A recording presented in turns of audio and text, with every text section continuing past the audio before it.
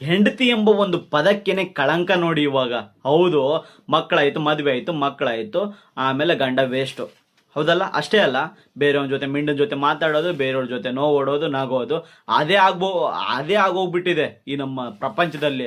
ಹೌದು ಸ್ನೇಹಿತರೆ, ಇದು ಇಲ್ಲೇ ಪಕ್ಕದ ರಾಜ್ಯ ಆದಂತ ತಮಿಳ್ನಾಡಿನಲ್ಲಿ ನಡೆದಿರೋ ಒಂದು ಘಟನೆ ನೋಡಿ. ತನ್ನ ಗಂಡ ಇದ್ರೂ 12 ವರ್ಷದ ಮಗು ಇದ್ರೂ ಕೂಡ ಈ ಅಕ್ಕ ತನ್ನ ಬಾಯ್ ಫ್ರೆಂಡಿಗೆ ಮನೆ ಕರ್ಸ್ಕೊಂಡ್ಬಿಟ್ಟು, ಎಂತ ತೀಟೇನೋ ಗೊತ್ತಿಲ್ಲ, ಮನೆ ಕರ್ಸ್ಕೊಂಡ್ಬಿಟ್ಟು ರೆಡ್ ಹ್ಯಾಂಡ್ ಆಗಿ ಗಂಡನ ಕಣ್ ಮುಂದೆನೆ ಸಿಕ್ಕಾಕೊಂಡಿದ್ದಾರೆ. ಒಂದೇ ರೂಮಲ್ಲಿ ರಾಸಲೀಲಿ ಆಡ್ತಿದ್ರಂತೆ, ಒಂದೇ ರೂಮಲ್ಲಿ ತನ್ನ ಗಂಡನ ಕಣ್ ಮುಂದೆನೆ ಸಿಕ್ಕಾಕೊಂಡಿದ್ದಾರೆ ಸ್ನೇಹಿತರೆ. ಆ ಗಂಡ ಅವ್ರಿಬ್ರಿಗೆ ನೋಡ್ಬಿಟ್ಟು ಅವನಿಗೆ ಹೆಂಗ್ ಅನ್ಸಿರ್ಬೋದು, ತನ್ನ ಹೆಂಡತಿ ಬೇರೆಯವ್ರ ಜೊತೆ ಮಲ್ಕೊಂಡಿದ್ದಾಳೆ ಅಂತ ಹೆಂಗ್ ಅನ್ಸಿರ್ಬೋದು ಹೇಳಿ.